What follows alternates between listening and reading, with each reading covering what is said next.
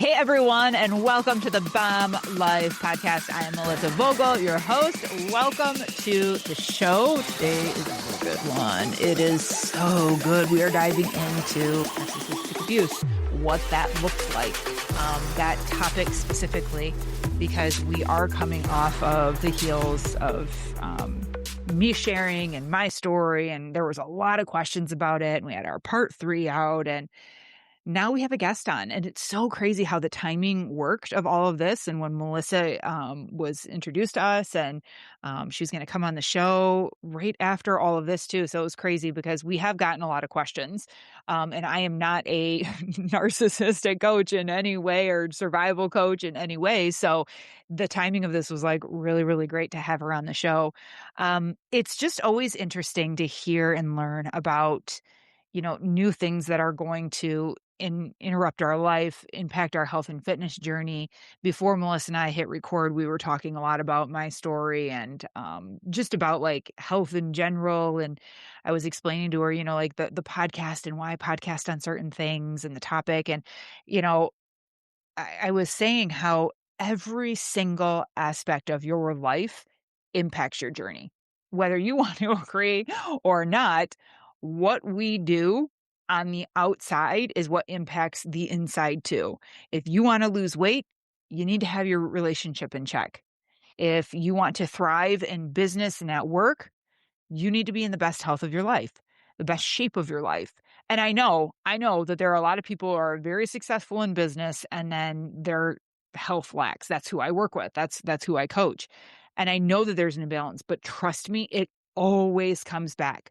That's why I do what I do and I have the job that I have, because those people, they're like, I put my health and fitness on the back burner. I'm super successful now. I'm a CEO. I have this business. I'm running this. Like everything is going. I have this great practice, but I'm fat. I'm out of shape. There's that imbalance.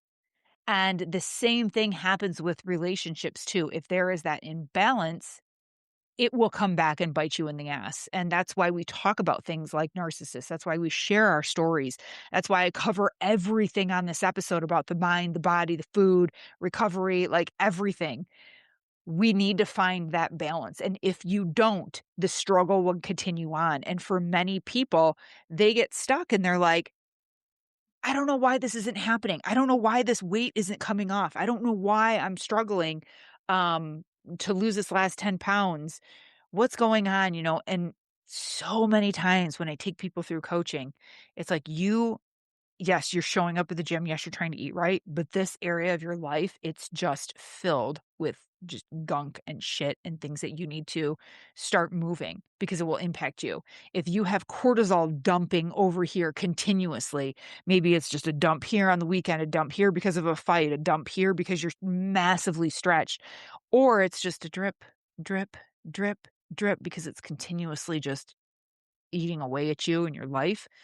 That's going to create a problem over here while you're like, why aren't I putting muscle? Why isn't this fat coming off? Why aren't I sleeping better? Why can't I lift my arm over my head? You know how many people I've had that happen to where they're like, my shoulder's locked up. I have these injuries.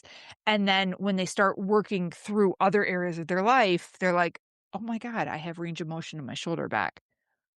And it's not even like releasing areas of their life and cleaning everything up. It's just like talking about it.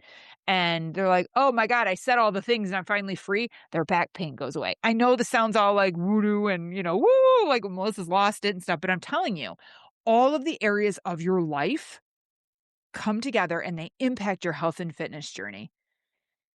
And if you are someone who is struggling with this and you're like, I don't have a narcissist in my life, but my relationship's kind of shit. I'm not moving forward. Maybe you're not going to the gym, or maybe you are going to the gym and you're not seeing results. Like whatever that looks like. If you're just like sick and tired of that, get help. We are wrapping up summer. Kids are going back to school. It's time to get back to you. I'm going to put a link in the show notes. We are going to launch a back to school, back to you 14-day cleanup, work with me, brand new workouts. You get access to my app 14 days, get your life cleaned up, getting back to school, getting back to everything, and take a minute, 14 days to take a look at what is going on in your life. Can I start showing up? Will I commit to this? What does this look like? And I guarantee you at the end of those 14 days, if you stick with it, you will have such an insight of like, this needs to get fixed. I need to keep working on this. And holy crap, I feel good because I have like 9 solid workouts done. Think about that. So go to the show notes, look for our Back to School, Back to You Fit Body Method program that is going to be starting August 31st. We cannot wait. I'm looking forward to it, and it's going to be all new brand workouts. So if you've ever worked out with me before, if you ever done the Fit Body Method before, no, it's all new and all new. Now, with that being said, today's guest is Melissa Rymer. She too wants you to live your best life ever. And she is a narcissistic abuse survivor turned advocate. She's a certified recovery coach and certified divorce coach who helps victims escape manipulation and rebuild their future. Now, she helps you understand that sometimes the person you loved most was quietly destroying your life. Like, this is who she works with. What if that's happening? What if the person that you're like, I love you the most and you're supposed to love me the most, you're destroying me? Like, this is slowly eating away. She's not only a survivor, but she turned her story into the victim to warrior method that has reached women across the globe. She's a certified recovery and divorce coach, author of 7 books. She's the creator of the Warrior app, which we talk about. You guys have to check that out. And the Warrior Ways program for life after abuse. And today she helps victims escape abuse, outsmart toxic partners in court, and reclaim joyful, grounded, faith-anchored lives.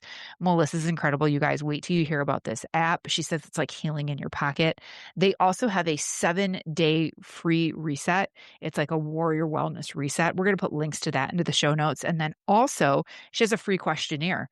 So if you are listening to this, and this is really important, you guys, and we talk about this near the end.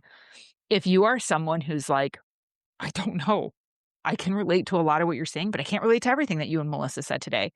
But I have questions now.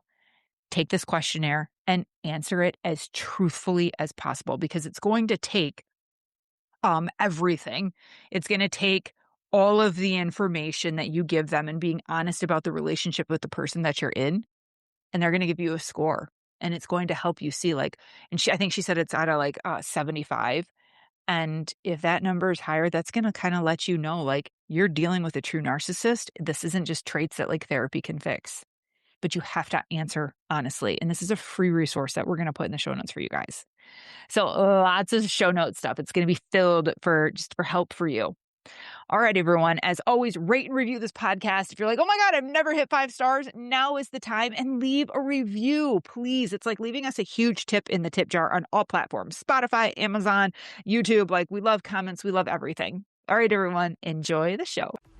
Hey, everyone. Welcome back to the Bomb Live podcast. Today we have Melissa Rymer on. Welcome to the show, Melissa. Thank you, Melissa. At least we won't mix up each other's names. I know, people are like, which Melissa is talking? Exactly. Oh, Melissa, this is like perfect timing. When you came across my desk to have you on the show, it was so like meant to be. And we always work with Interview Valet. So shout out to Interview Valet. We love them. And Melissa and I were just talking about this, you guys, before we hit record, of the episodes that have just come out. Part 1, part 2, and part 3, all about my journey and honestly realizing for the first time in my life, even what a narcissist was, I didn't know. And then Melissa came along. And Melissa, you are a narcissist abuse recovery expert, certified divorce and recovery coach. Like, who even knew that we needed recovery coaches? Like, are people that bad and out there nowadays that like we need help to recover from them? We actually do, because once you discover what you've actually been through, because that's the biggest part, because you don't fall in love with the abuser. You fall in love with this person Yeah. who disguises as somebody that you could spend the rest of your life with. And it's sad because it's deliberate. They actually choose people for a reason. You have something they want. It's not like they just wake up and go, let me just go and grab that person and victimize him. They, for once, look at you, listen to you, talk to you, act like they're really into what you're doing and what you're saying. Mhm. That's how they make us believe it's true. Why wouldn't we? What in the human brain would make you think someone's deliberately betraying you, lying to you, luring you in, making you think it's a fairy tale, they're your soulmate? And once you're in, and you're all in, because your brain has fallen in love with that person, your body, soul, everything is in love with this person, then things start shifting. But you don't realize it's a shift. Yeah. It's subtle, Gee, subtle, okay, subtle. Melissa, that's hard to hear. Like, I want to believe I don't wanna believe that, like, I went on, like, a date with someone and they were like, "This person, she's got this. I want this. I'm essentially going to use her." Like, I like to think and believe, I'm just playing devil's advocate, but I really like to Right? believe that we met and it was like, "Oh my god, she's really cool." Then, like, I think I love her, and then this just came out inside of them. Like, can't we just say that? We could pretend to believe that because believe that's what we say to ourselves. We Right? we say to ourselves, "They changed. Something is wrong. Something is causing this. I'm not doing something right. Maybe if I did this, or if I let me just try to keep the peace. I won't hit that button because it upsets them." When you start thinking about it in your mind, because we block a lot of stuff out in our Yeah. mind when we're in survival mode, basically, because you're in disbelief. You don't know what you're dealing with. You don't know who you're dealing with, really, because that mask comes on in front of other people and outside the relationship, and you're like, "Oh, there they are." But then behind closed doors, the mask comes back off and they shift. And you're left wondering, what happened? I thought we had a good time out. I thought this was a good event or Yeah. whatever. And they start tearing apart things. You talked to somebody too long. Why'd you wear that? Why'd you say that stupid thing? They start literally, it's a passive aggressive tear down piece by piece by things that they loved about you, all of a sudden now are annoying to them. And so it's by design, because when you think about being in love with someone and that person, was just all so into you, and the compliments they treated you so, I mean, I literally was like on a pedestal with my ex husband, and people would say, "Man, you're so lucky, he just adores you." But the same things that he seemed to adore seemed to start annoying him, and when like in fitness, you're very fit. I loved fitness. I worked out all the time. We went to the gym together. But all of a sudden, that became a little bit of an issue. He didn't like what I was wearing. He didn't like how long I was staying. He was too tired. Why can't we Mm, work out at home? hmm, And so things start shifting, and what shifts is us. We start shifting to their requests and their personalities and their wants, and away from who we actually were when we first met them. I mean, when you interesting. think about yourself, when you met him, you were somebody. When you finally left, who were you at that point? Yeah. Oh, How'd girl, you I was so confused. Like, Yes. one of our last fights, like, I didn't know what side was up and down. I remember thinking, like, "Am I the problem?" Like, I think Oh, I yeah. said that in the episode too, because then I started thinking, like, maybe I'm just like this total bitch that just pisses men off. Like, Right? maybe I need to look at this. Like, maybe because he always would say, like, um, what's that word? Projecting. He'd always be like, Oh, "Oh, yeah, are you sure you're not projecting your feelings onto me and this is how you really feel?" And I'm like, "Oh my god, maybe I am." I exactly. Is that normal? It's gaslighting. I mean, and gaslighting is a toxic mind game, but it makes you doubt your own reality. It really does, because they are so convincing. They are so convincing, because whenever you bring up something that might have hurt your feelings or seemed offhanded, it the response is not, "Man, I'm really sorry. I didn't mean Right, for you to feel that way." It's, "Well, if you wouldn't be so insecure, or if you wouldn't be, so nitpicky about that, or God, if you wouldn't nag, I wouldn't react that way." And then all of a sudden you're like, "Well, am I jealous? Am I insecure? I didn't think I was. I thought I was pretty confident." And you start questioning mhm. because of the way they say it. And those subtle little digs start turning into more aggressive digs. to where then you don't want to bring up certain topics because you know it's going to start a fight. Why can't you bring up topics in a relationship? Why can't you have a conversation? It Right. gets to the point there is no such thing as a conversation. It's them telling you the situation Yeah. and you basically not having any time at all or any they won't allow you to get your feelings across. They shut those feelings down and just what you just said, project. They literally are Teflon. They What if literally push everything back onto you. right. What if the response isn't so much like, um, how you were describing? What if the response from them when you ask a question or bring something up or tell them how you feel, it's more like, they take it personal and then they, like, "Well, you really hurt my feelings when you said this, and, I just feel like you do that," and then they're like, "Oh, so I'm just failing you? Oh, so" Yeah. I'm trying to think of examples and my mind is Oh, escaping no, me right now, but, like that's a different type of that's a covert narcissist. There's 2 different types. Oh. There's an Mhm. overt, which is a Okay. grandiose person. They're the bigger than life, charismatic, everyone loves them, they're confident, they're just they're successful, everything about them just that's why people, when they see a person like that, they're like, "Wow, they're bigger than life." And they're like They a don't realize hard worker and a yeah, go-getter and yeah, and everyone just okay. loves them. They're so, involved in but then behind closed doors, that person goes away, and the insecure person who's pretending to be that shows up for the victim. That's who I was married to. Your person, if he plays the victim, is a covert narcissist. That's somebody that's always victimized. They're always the one in pain. They always want the attention back onto themselves because they're the wounded person in this situation. Even if their action caused you to be either wounded, insulted, concerned. When you voice that, all of a sudden it's like, oh, I can't do anything right, can I? You're always tearing me down. Nothing I do is right.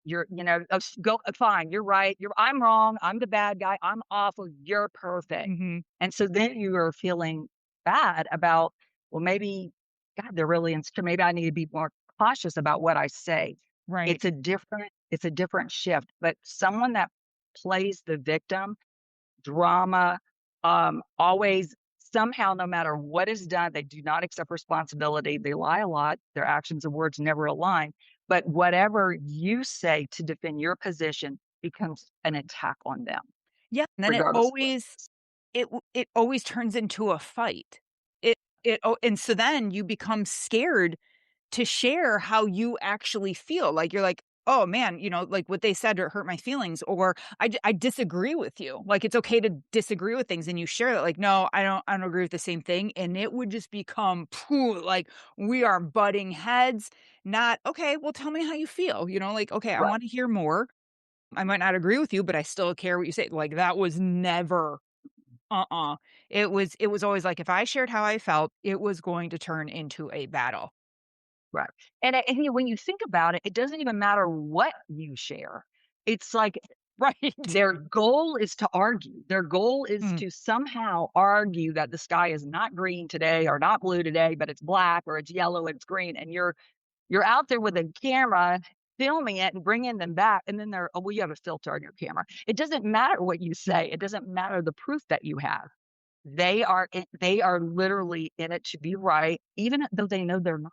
It doesn't matter. It's a control thing. The whole thing is a control, whether it's playing the victim or it's bullying and intimidating or threatening or weaponizing. It's the same control mechanism. They are taking a person and they are controlling that person's life to the benefit of themselves. So him playing the victim, um, even though it resulted in these fights, mhm. eventually you were the one saying, "Well, I'm not gonna talk about that again," because he's obviously sensitive or hurt his Right. feelings. Right. So he removed your opinion of that situation from the relationship. It's like there's a complete lack of empathy. There's none. Yeah, none, none. And Well, how many times did he say he was sorry and really mean that? He was not just, "Well, I'm sorry," and then it follows up with a "but," the conditional yeah, apology. "Well, I'm sorry, but if you wouldn't have done that, then I wouldn't have done that." That's right, an apology. right. Or the sorry Yeah. came, like, 48 hours later. What if the apology comes way later and then it's like, that doesn't even, like, count. But No, empathy is a huge part of being a human, I feel. it You is. know, like, It is. to be able to stop and step back and be like, "Okay, what is this person going through? I'm gonna have some understanding," whether that's your partner, the person on the street, the person that almost rear-ended you. Like, Right. "Hold on, let me just see how they feel, how I feel in this," like, I feel like it's just gone. It's just not there. Well, and if they're a true narcissist, and people have narcissistic traits. Some people have, That's what I was gonna ask. Are there levels? some people have annoying traits. We all have some annoying traits. We all have some narcissistic traits. It depends. If you're Yes. confident, if you got an ego, if you're a type A personality, we carry some of that baggage. But a narcissist, a true narcissist, and they don't go and get help and get diagnosed. They basically are either forced into treatment, either rage, therapy, or because of domestic violence they're forced into therapy. And then the diagnosis comes in a forced situation based on how they are with the therapist, but they'll lie to the therapist I still. was gonna say, yeah, Um, they're telling their they- own story there anyways. yeah, they will. They definitely will lie. And if you go with them thinking that you can save the relationship, Lord, you'll be in for it too. That's a mistake. But they don't have the gene. They just don't. It's either DNA or it's environmental. So I don't know what his family life was like, whether or not he's estranged from his family. He's told you about how horrible it was. They were abusive.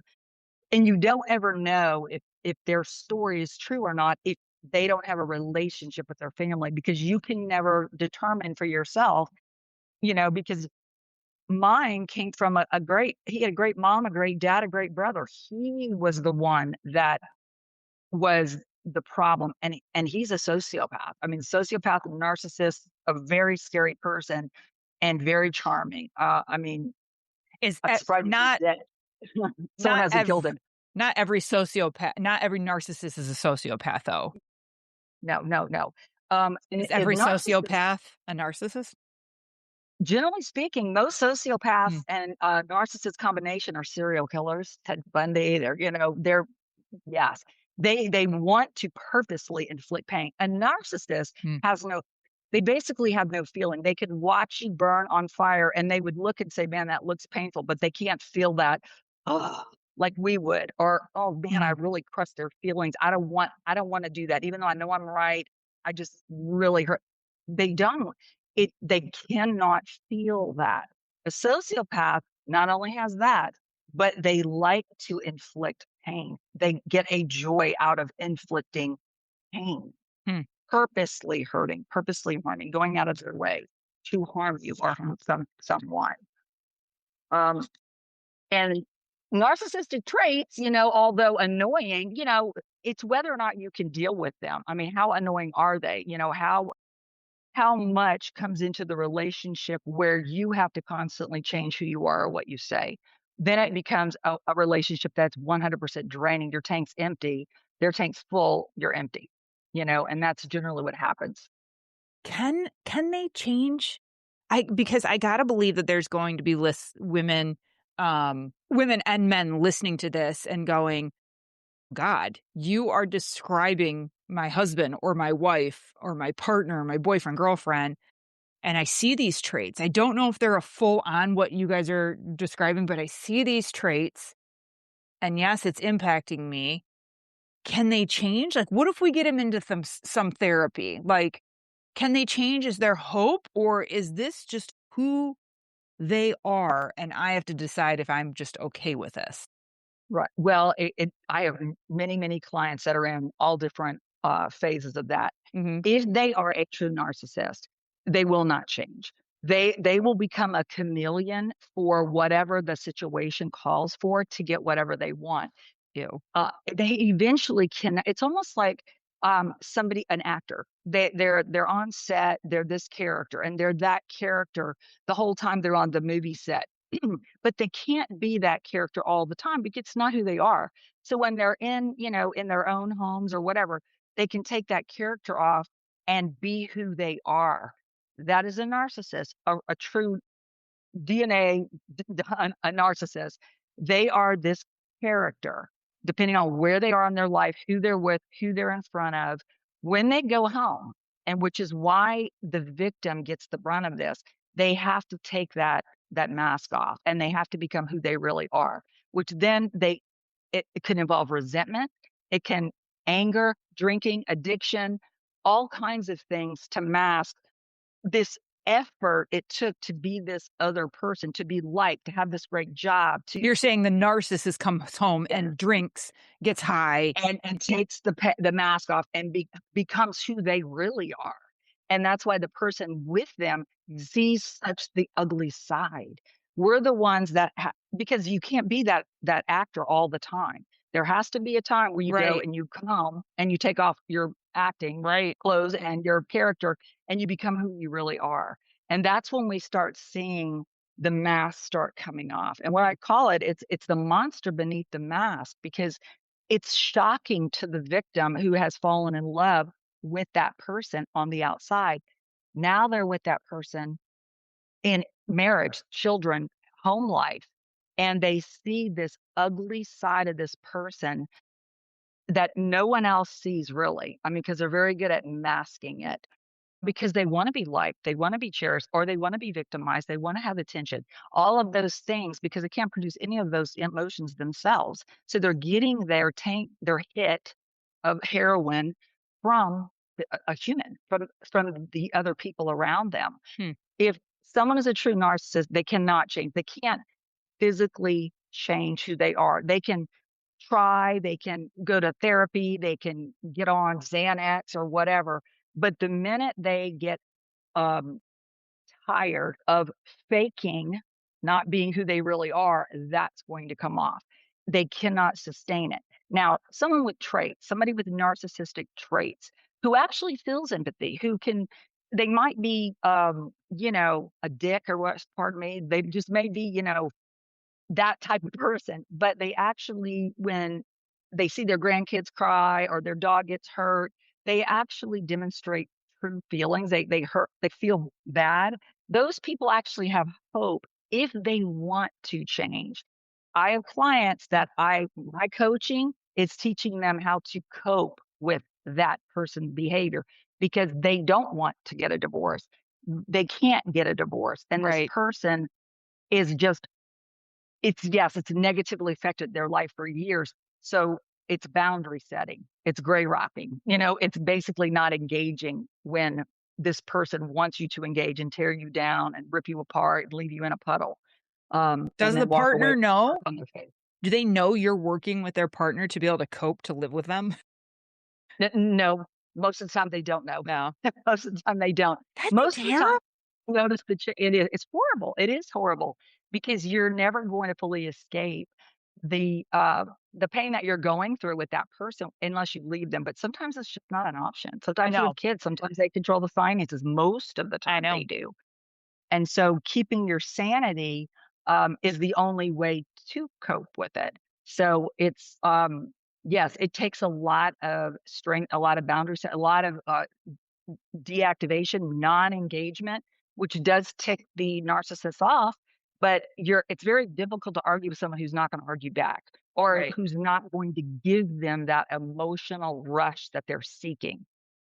It's like arguing with a wall or a Right. rock. That's what we call it, gray rock method. Right. Yeah, that financial part.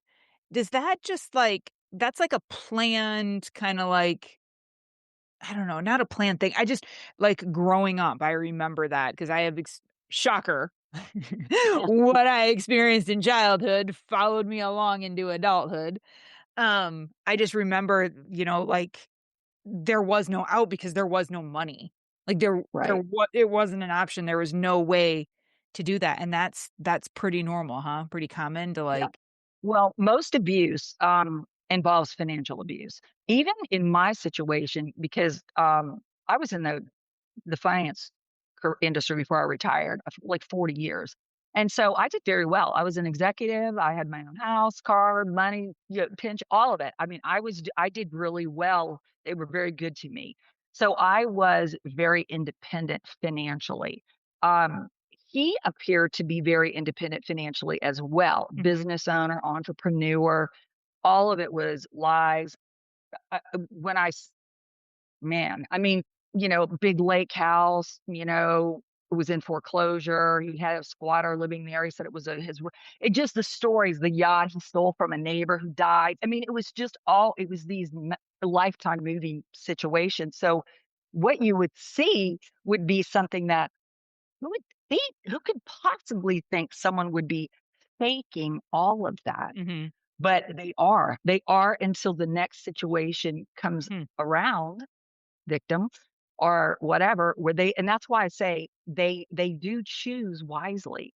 If they're with someone that can't give them something, status, maybe just a beautiful person on their arm, so they look like they have status, so they are impressive in the outside world. Maybe it's your family, maybe it's your Sex. career. That and you know what? Normally, that part of it is very, very the chemistry, it's explosive, because they have no boundaries, you know? So it is almost like a free life. It's like, wow, Yeah. you know? Tell me more about the financial, like, abuse part. So, people listening, I almost said women, and I gotta be careful of that because it's not just women, it's No, I have both many clients too. sexes. Yes. Yeah. Um, how do you know if you're being financially abused? I mean, I realize that sounds like such a stupid question, And it's but not. I don't how would It you know? How doesn't do you happen very gradual. It's and this we do a lot of videos on our social channels because reenacting what it actually looks like because I call it invisible abuse. Yeah. Most of the time it doesn't involve physical. Sometimes it does. It gets to mine got to physical, but it was more of a me just trying to escape than it being police bruises and all of this. It's the financial abuse starts very small. Like if you are married, you both work, it'll eventually be, well, I make more money. So why don't you let me control our finances? I can invest better. I'll make sure our retirement's set up. You can work less hours, or you know what, your job's really demanding, and I really think you should spend more time, at home with the kids or with me. Why don't you take a lesser pair? I can make up the difference. I can pay our bills. All right, then you might make a career switch. You might say, okay, well, that makes sense. Or, you know what, I'd really love to start our family. Why don't be the homemaker? I will support us. And then Great. that I'll becomes stay the home with rule. the kids. Mhm. And then all of a sudden, your access to the money now becomes, well, you know what? You're kind of reckless with money. So I think we really need to be on a budget. So here's your debit card or here's your credit card, and this is the limit. Or I want you to talk to me before you buy anything. Mhm. Then I'll decide if we need it.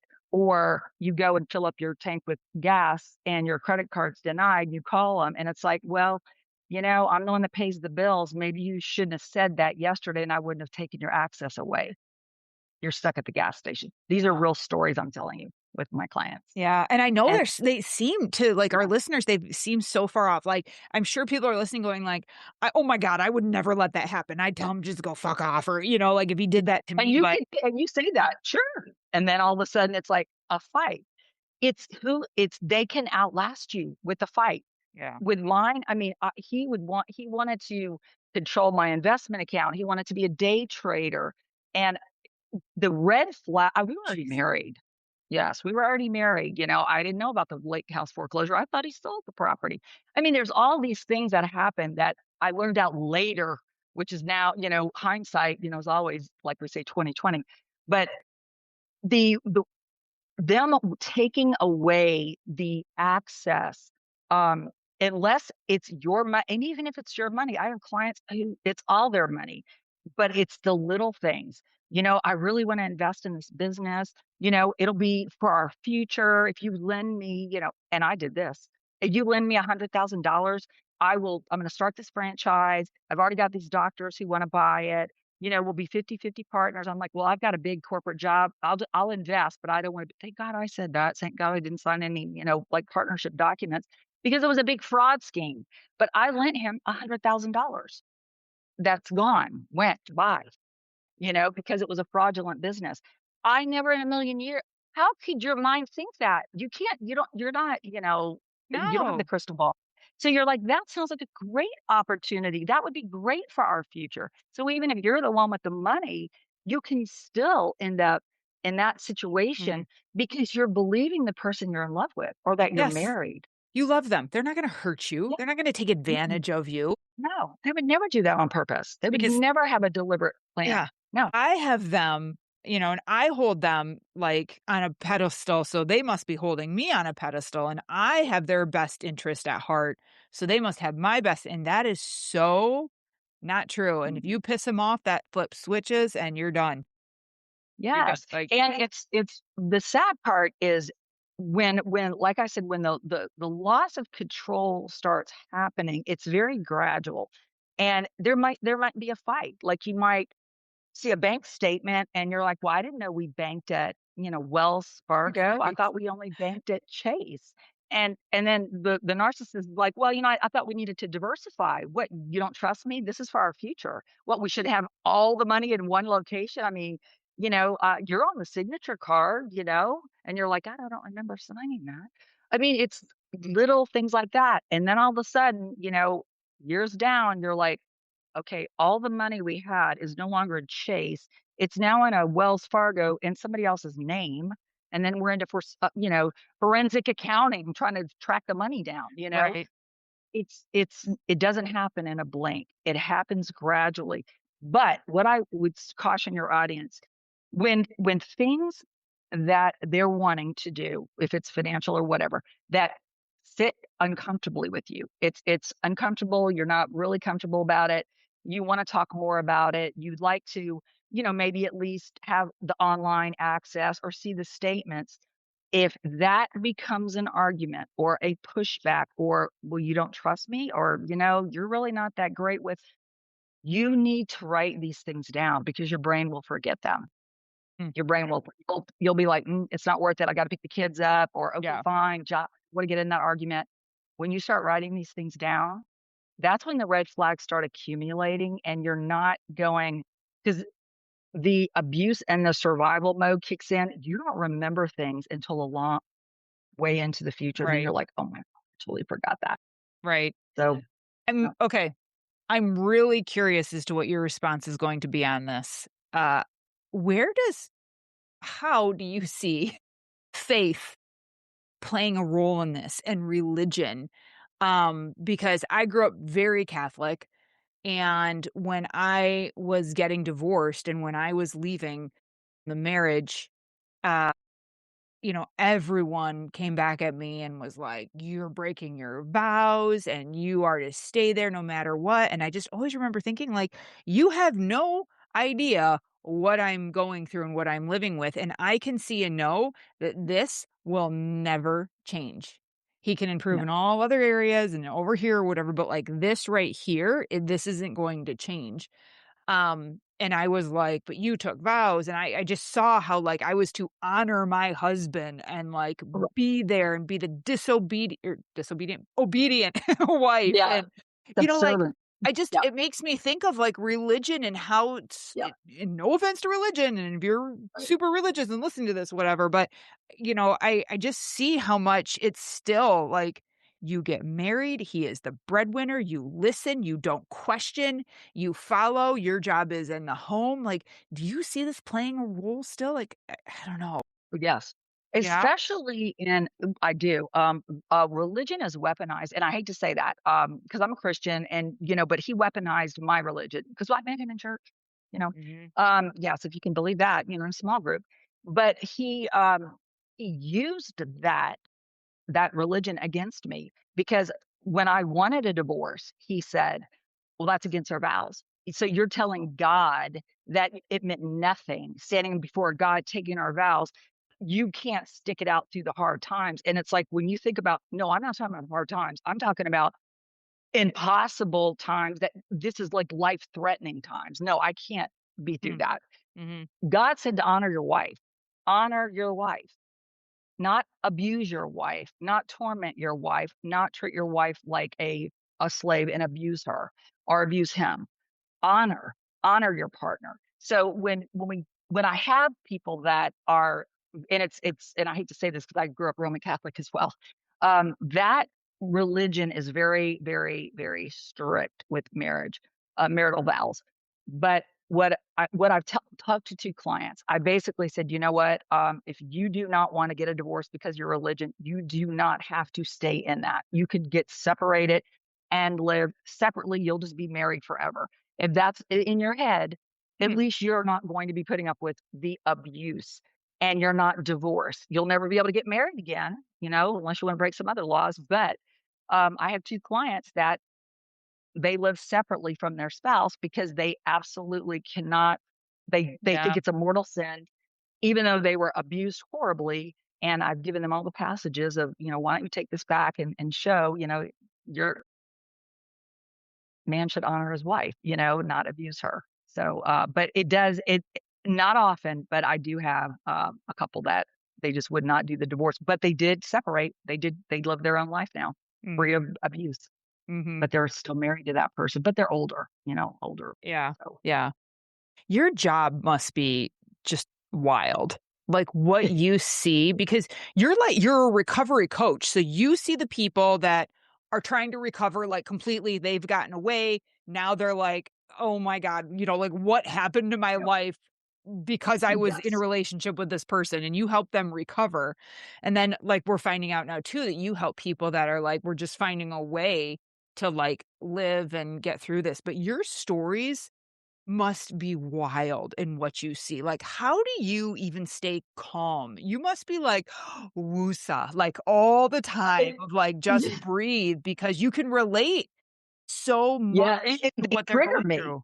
And Yeah, I do. triggering for you. Yeah. Yeah, they're very triggering because the terror and the pain and the just the overwhelm. Yeah. When I was going through it, because I didn't say a word to anyone. I mean, I had this big job. I kept a facade on. I was isolated. I hid it. I lied about it. Isn't I that stopped crazy going to how we do things. that? Like Yes. no one Yes. knows like what we were going through. No. And then everyone's like, what do you mean? He seems so great.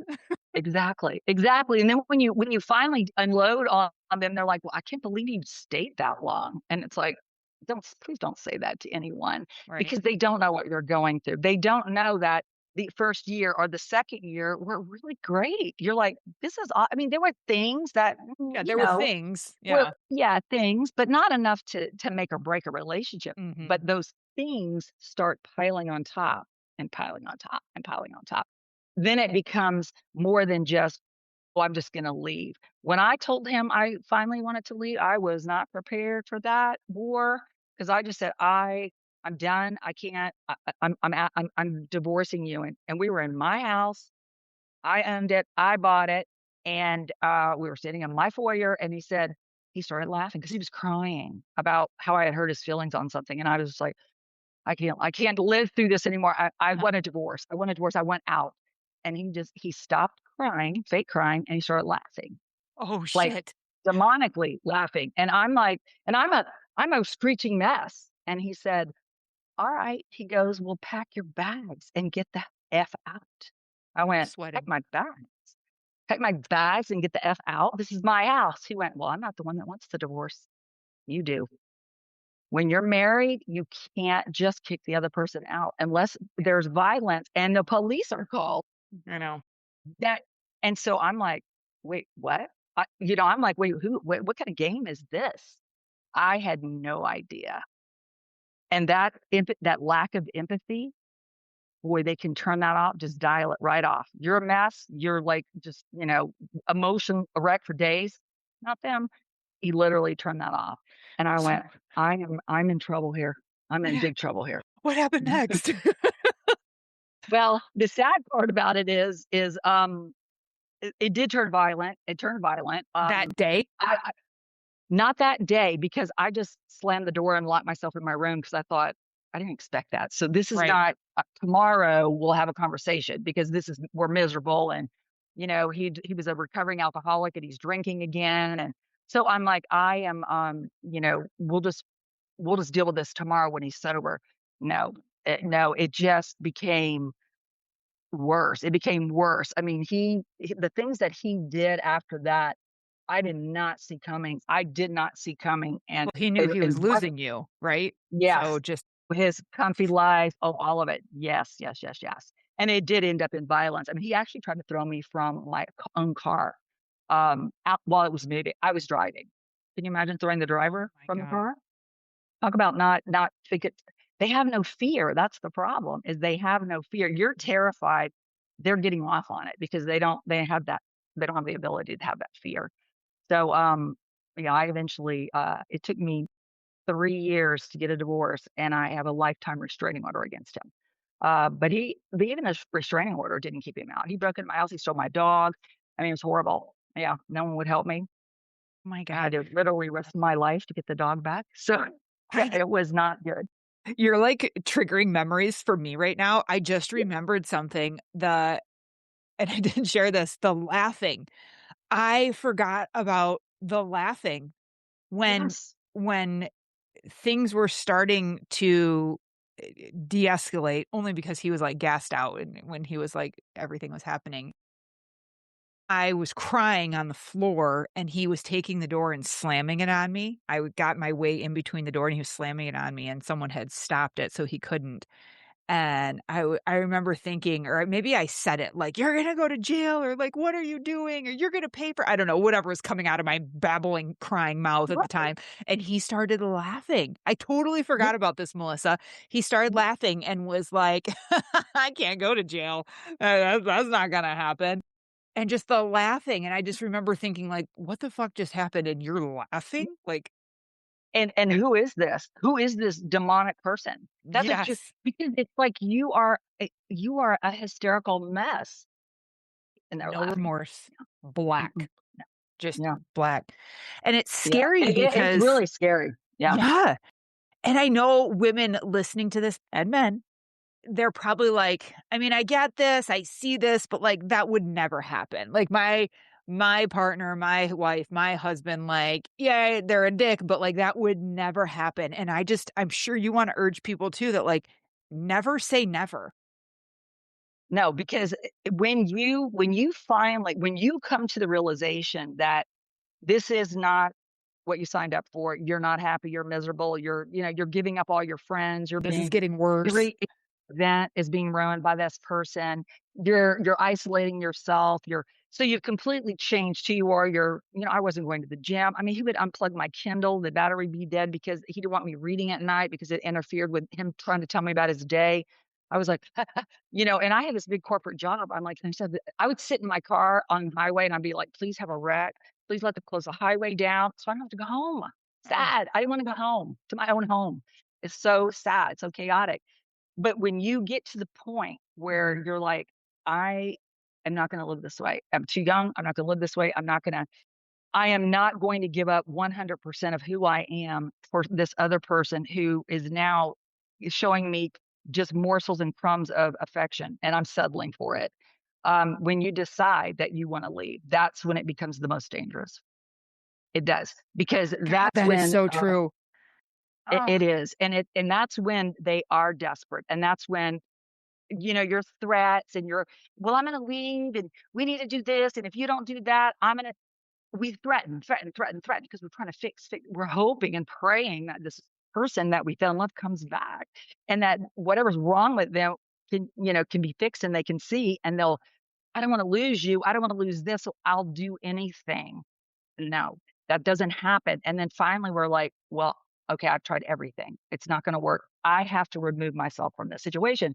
That's when that's when they get desperate and that's when they start doing things to make you not leave, to make you not yeah, end the relationship. And that becomes very threatening, very bullying, very coercive control, turning right. people against you, smear campaigns, all of the All hitting of it. below the belt. They don't care as long as you stay and you're controlled and they continue to get what they want. Oh, and I'm sure, like, I hate saying that. I hate hearing that, or no, I'm not saying it. You're saying it. I'm sure you hate saying it because I do. I don't want people to listen and be like, well, I'm not going to leave then if it's going to get bad. Like, I thought this was bad. And you're telling me once he knows I'm out, it's going to get real worse. But you have to know the truth. People have Yeah. to know the truth. And like, we're not making this shit up.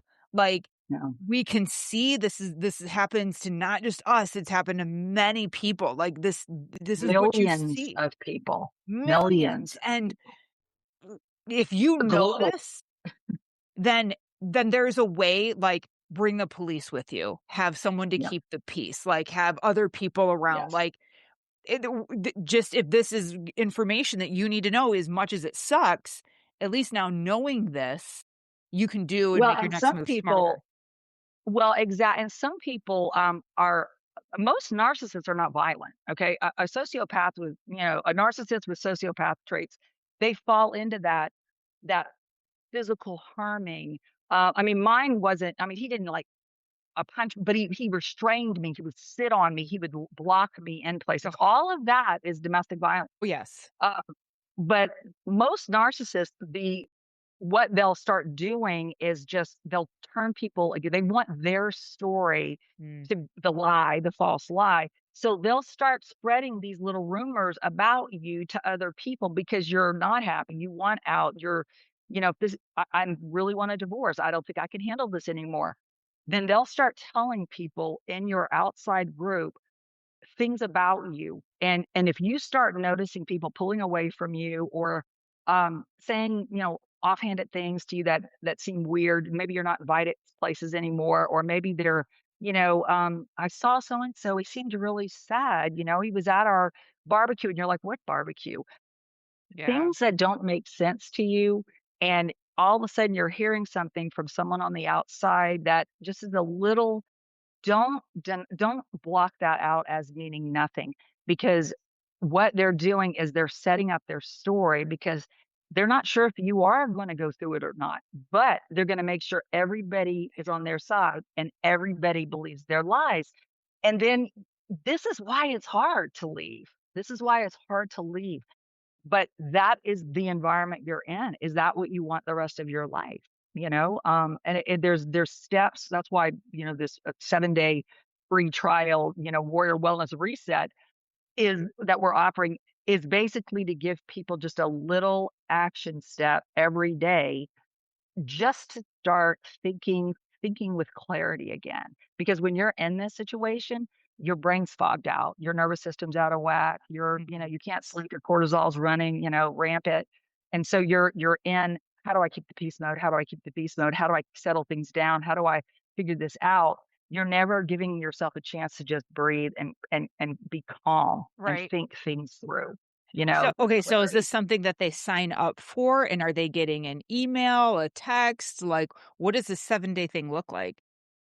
It's a free, program that we're doing, and they can get it however they want. They can get it through email, they can get it through Okay, text, and every day they will get an action step. And we call it what we call it is our 4 pillars of healing, and it's emotionally, physically, financially, and spiritually. And okay, spiritually can just mean, it can mean religion or it can mean your passion. It's those are the things that you give up when you're in an abusive relationship. mhm, You get torn down in these different pillars, and one may be you may be, it may be the emotional drag down. That may be your pillar that's broken and that you need a reset on. It okay, might be financial. You're like, "Oh my god, I have no money. I don't have any choices." You know, there's ways that you can start doing things, little tiny steps. You wouldn't believe some of the things that I've gone through with my clients, just the what I call the critical steps before you make the decision to exit, or if you think mm, you're gonna exit. Being prepared before that is critical because I would never have uttered those words if I had taken my own advice 15 years ago. Just planning, just getting it in order in case I decide I don't want this life anymore. I'm not going to be in the dark. I'm not going to be manipulated and controlled when I make the decision. Because if you don't start taking certain steps now, then you won't know. You won't have the documents. You won't have the online pass. You won't I have know. credit cards in your own. You won't have an emergency fund. There are certain things. Or if it's physical, if I had to give up going to the gym. It became too much of an argument.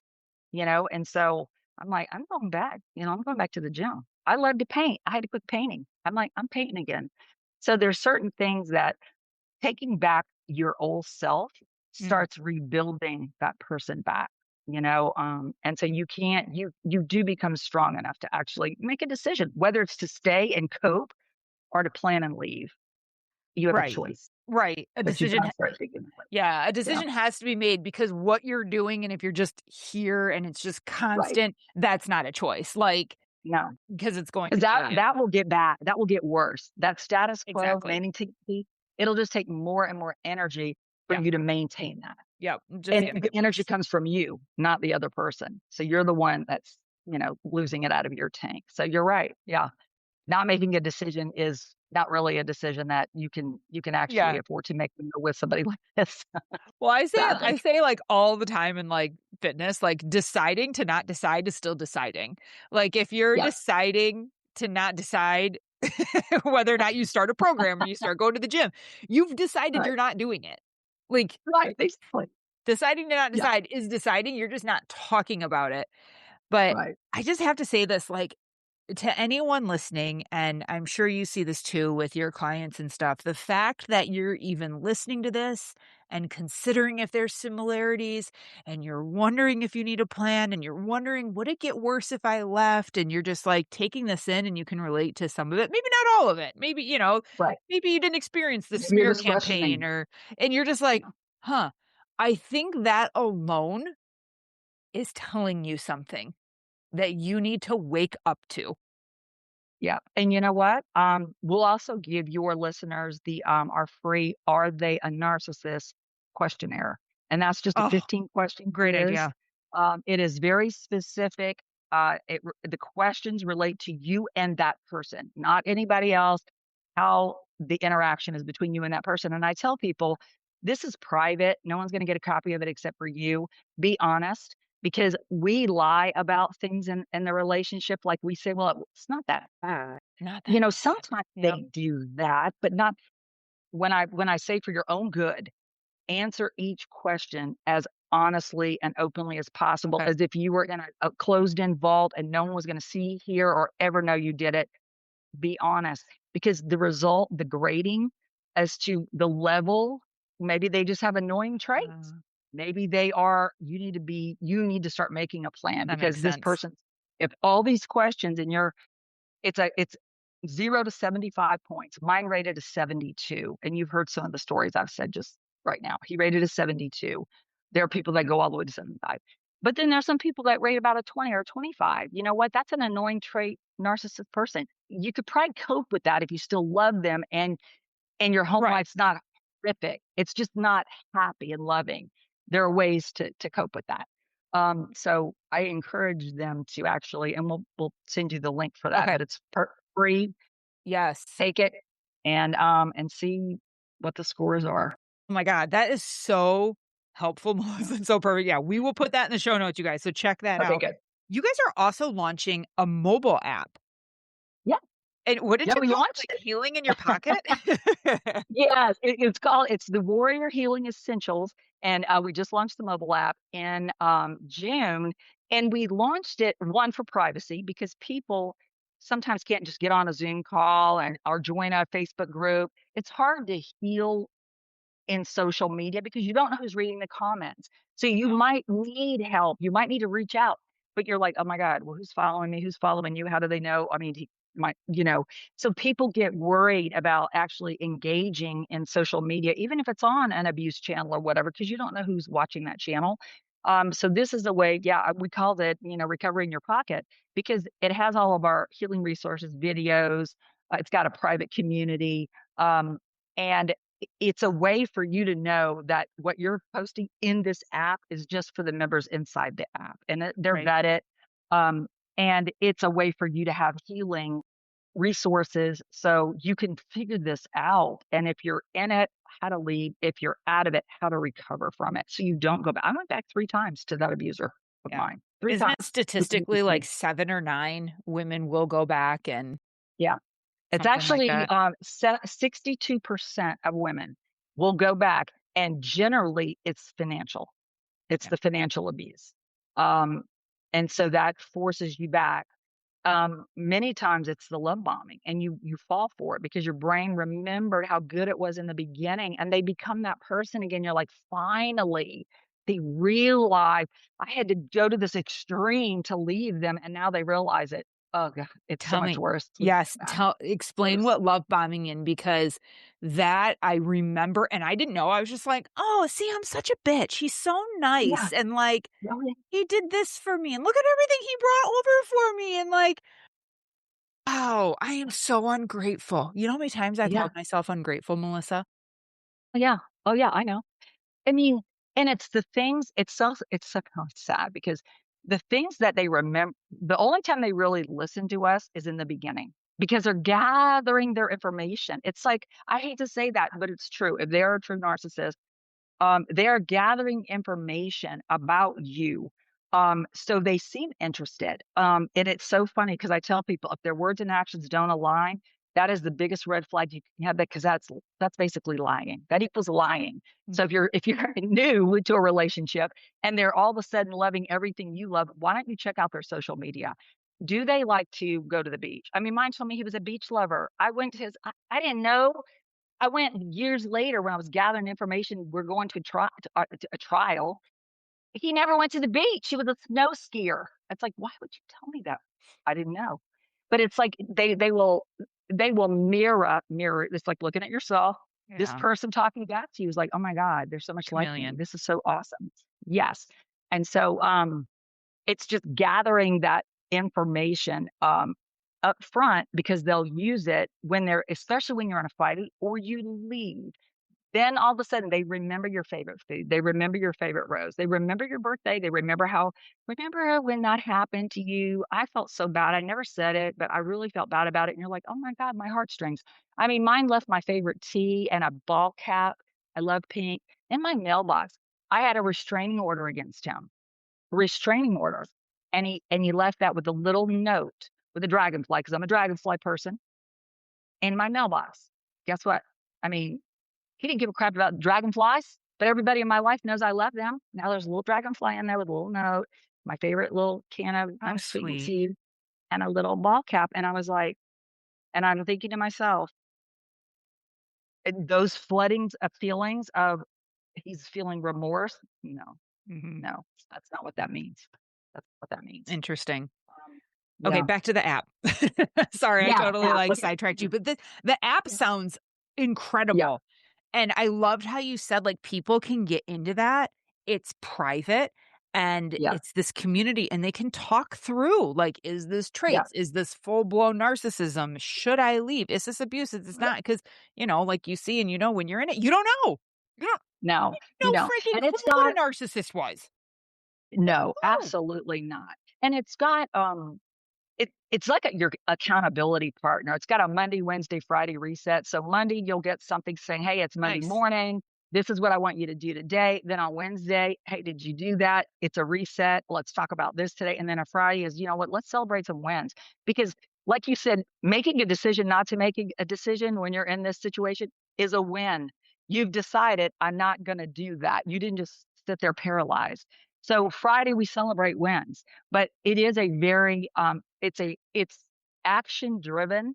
So you can do as much, you can read as much, or you can be involved as much as you want. But the information, the education, the library, the resource, the videos, the weekly reset, the live events, the Q&As are all in there, and it's $9.99 a month. That's it. That's Wow. the subscription. We made it to where it no one, even a financially abused person, can get that.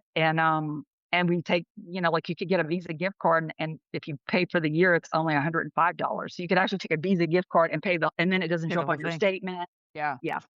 So The things yeah, we that made yeah. it to where The things that you people have could to have. think about, Yeah. and that showing up on the statement and like, oh god. Yeah. No, I Exactly. Melissa, this has been like absolutely incredible. Tell us, like, where can people find you? Where can they follow you? We'll put everything in the show notes too. Where can they get your books? Like all the resources. Give it to us. Okay. Our website is probably the best, and Okay. it's victim to warrior method.com. Okay. And that has all of our resources. It's got our podcast. It's got our blogs. All of my books are on Amazon, but it also has a link to right there on the website to all the books. They're all there's 10 of them, and they're not. I don't write big scientific novels. I literally choose. This is about trauma bonding, because people don't realize we get trauma bonded to the person we're in love with. And that's the reason we forgive, and they can tug on our hearts and stuff. We become addicted to the feeling that we get from them in the original, when we were originally with them. But anyway, they all have workbooks, they have journals in them. So they're action books. They're explain, validate, and then it gives you action steps in a journal. I know I can't say it enough. Journal, because your mind will play tricks on you. Your brain will forget. You'll have these memories that you block out. When you write them down, guess what? It's your truth. Those are your words, not your narcissist lies that make you doubt your truth. They're your truth. So they're always in those books. But that's probably the best place to go is, and anything they look up, victim to warrior, or TikTok, Instagram, TikTok, YouTube, all of them fall under victim to warrior, every social media channel, depending on what they like to watch. You can watch our reenactment videos. My husband looks like the villain. People want me to divorce him. I'm like, no, he's good, but he acts like the narcissist because he's acting like my ex. So he plays that part. Right. But you can actually see what it looks like. Sometimes it's hard to hear it, but when you see it, and then, then we tell you ways to combat it. So sometimes our video series are like 4 and 5 parts. So it gives you different examples, but it always tells you ways to combat it or action steps that you can take to get through it or avoid it or prevent it. I love it. It's real life, and the things that we need to see the most and things that we do need the most, they're the hardest. They're the hardest to watch. They're the hardest to hear, and they're the hardest to do. So they really, really are. And that's sometimes an aha moment for someone, because they're like, oh gosh, that is exactly what I'm living through. That is who I'm married to. That is who my sister is. That is, because it might not just be your partner. It could be an in-law. Oh, yes. Yeah. This isn't necessarily just your partner at all. This could be a parent. Yep. It could be a sibling. It could be a child. It could be an in-law. It could be your spouse's parents, and any narcissist, your boss. Yes, absolutely. Anybody that has that can totally just destroy the whole dynamics of that situation. Right. But there's ways to set boundaries and work through it if you're not, if that's not your partner. Yes, absolutely. Oh, absolutely. Oh, Melissa, this was great. I can't thank you enough for coming on and sharing your story, your experience, your knowledge, everything. Like, this is one of those episodes that I think that could be life-changing for someone, that they hear and they take it in, and things change from the moment they heard this episode, or they take it and they're like, my sister needs to hear this, and they pass it on. Yes, absolutely. Well, thank you for having me. I really, really enjoyed connecting with you and hearing pieces of your story too, because you of all people know what it feels like. I do. I do. Yeah, this is great. And I can't thank you enough for bringing awareness to this and just not being afraid and taking a stand to talk, because I know how difficult that can be. Yeah. Well, so thank you so much for having me. I enjoyed it. Everyone, go to the show notes, give her a follow, go to the website, ask the questions. You don't have to do this alone. So everyone, stay safe, stay healthy until next time. Yay! The Bomb Life podcast is for informational and entertainment purposes only. The content shared here is not intended as medical, legal, or professional advice. Always consult with a qualified professional before making any health, fitness, financial, or legal decisions.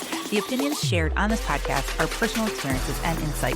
So if you need expert guidance, go find the right professional for you. Thanks for listening.